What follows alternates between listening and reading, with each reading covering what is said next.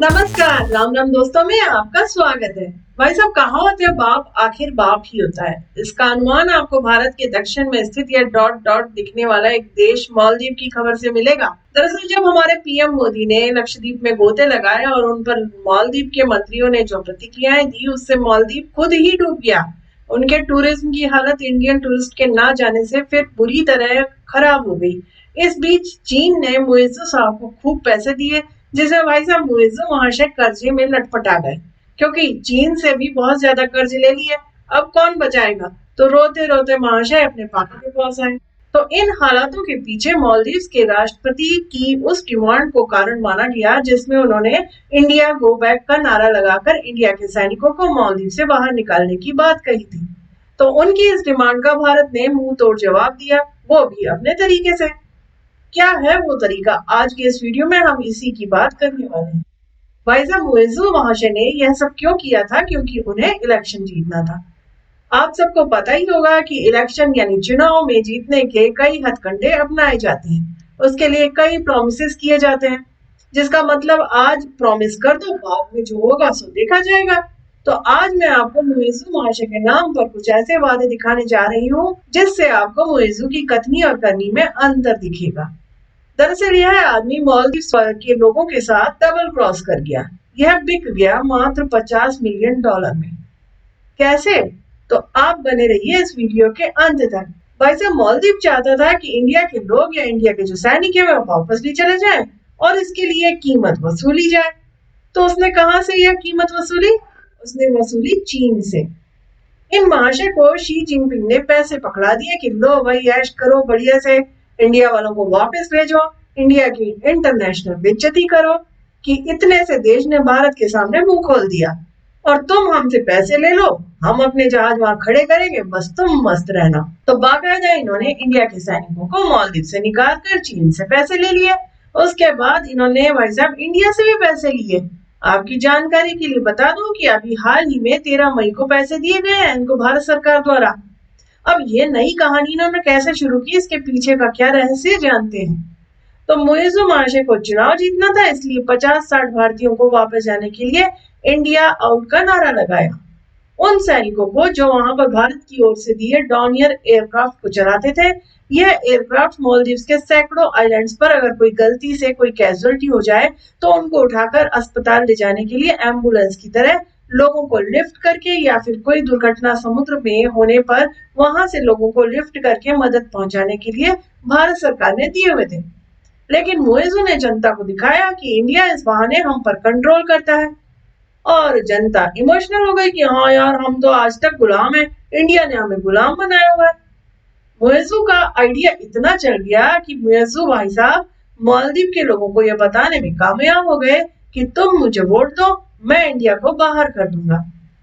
ये कैंपेन चलाया गया प्रेसिडेंशियल इलेक्शन 2023 के अंत में। फिर लगभग अक्टूबर में हुए इलेक्शन को यह जीत गए। मालदीव में 2 इलेक्शन होते हैं, राष्ट्रपति का इलेक्शन और फिर उनकी संसद का इलेक्शन। अक्टूबर 2023 के राष्ट्रपति चुनाव को जीतने के बाद अक्टूबर 2023 से मार्च 2024 तक का समय निकला, लेकिन यह भाई साहब इंडियन सेना को वहां से वापस नहीं भेज पाए। अब उनकी निगाह अप्रैल 2024 में होने वाले संसद के इलेक्शन पर थी। अप्रैल वाला संसद का चुनाव भी जीतने के लिए मुइज्जू महाशय ने इस मसले को थोड़ा आगे चलने की सोची और इन्होंने कहा कि मैं 15 मार्च तक इंडिया को अपने यहाँ से निकाल बाहर कर दूंगा। खैर, अप्रैल के चुनाव में वे संसद का चुनाव भी जीत जाते हैं। अब यह दोनों चुनाव जीत गए साहब, तो हो गया खेल खत्म। जनता बोली भारी यहीं तक काम आनी थी। अप्रैल के बाद मई आता है। मई में उनके नेताओं की भारत से बातचीत शुरू होती है कि आपकी वजह से हम चुनाव जीत गए, अब मदद कर दो हमारी। भारत ने भी कहा चले आओ। तो भाई साहब इनके विदेश मंत्री मूसा जमीर इंडिया आते 9 मई के दिन। अब 50-60 लोगों के चलते दोनों चुनाव जीतने की खबर हमारे एस जयशंकर साहब को भी थी। इन दोनों की मीटिंग में मूसा जमीर ने कह दिया कि मैं अभी आपको आश्वस्त करता हूं कि अब हम आपके प्रधानमंत्री पर कोई कमेंट नहीं करेंगे, मेकिंग श्योर कि हम अब ऐसा कुछ भी नहीं करेंगे। सब चुनाव जीतने तक के लिए था। हो गया सब, जिसकी खबर 10 तारीख के समाचार पत्रों में आपको देखने को मिलेगी। तो पहले तो इस बात पर भी आप लोगों को गर्व होना चाहिए कि इंडिया ने इसके अक्टूबर के बयान को इम्प्लीमेंट करते करते 10 मई लगा दी। कुछ लोग कहेंगे लेकिन फिर भी तो हार हमारी हुई ना, जीत तो वही लोग गए। लेकिन अब आगे की कहानी सुनिए जो लोगों के बीच में बताई नहीं गई थी। इंडिया ने अपने सैनिक पूरी तरह से विड्रॉ कर दिए 10 तारीख को। उनके राष्ट्रपति ने अपनी जनता को बता दिया कि देखो साहब हम जीत गए हैं, हमने इनको कहा था कि ये सैनिक वापस ले जाओ और ये देखो ये ले गए हैं। प्रेस ब्रीफिंग हुई, रणधीर जायसवाल साहब से पत्रकारों ने सवाल पूछे जिसका जवाब देते हुए उन्होंने कहा था कि हम बहुत पहले टेक्निकल स्टाफ से रिप्लेस कर चुके हैं, जिसका मतलब साफ था कि सादा वर्दी वाले बाकायदा ऑफिशियल वहां गए हैं। इससे सांप भी मर गया और लाठी भी नहीं टूटी, दोनों काम हो गए।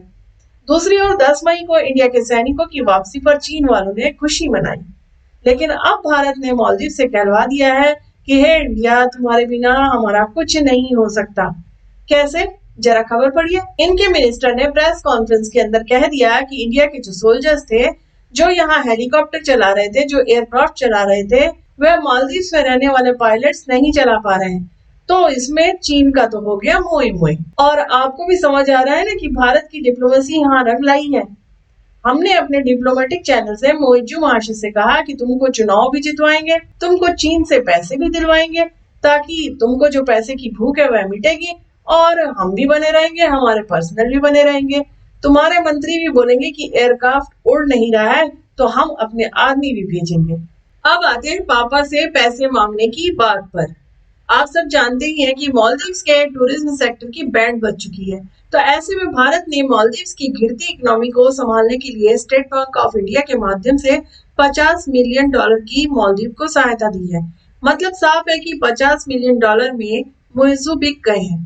तो इस मामले में भारत ने जो कूटनीति खेली है उसके बारे में आपका क्या कहना है, कमेंट बॉक्स में जरूर बताइएगा। फिर मिलती हूँ ऐसे ही नए वीडियो के साथ, तब तक के लिए राम राम दोस्तों।